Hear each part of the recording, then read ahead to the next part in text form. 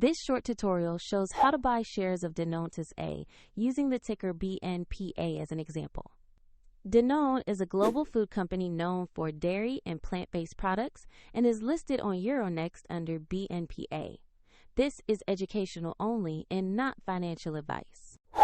To trade, you need a broker, and I'll use eToro as the example platform to demonstrate the process. After registering, you will need to verify your account, usually by uploading an identity document, and add funds before you can buy. Use the platform search bar and type the ticker BN.PA to find Danone's listing. Make sure you select the result that matches Danone S.A. on Euronext.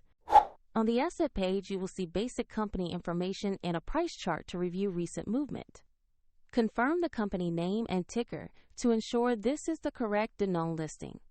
To invest, click the Buy or Trade button. Enter the amount you want to invest and review the order carefully before confirming. If the market is closed, your order may execute when trading reopens, and if you lack sufficient funds, the platform will prompt you to add them before the trade completes. Once executed, the position will appear in your portfolio where you can monitor it. For convenience, the eToro link is in the description if you want to visit the platform.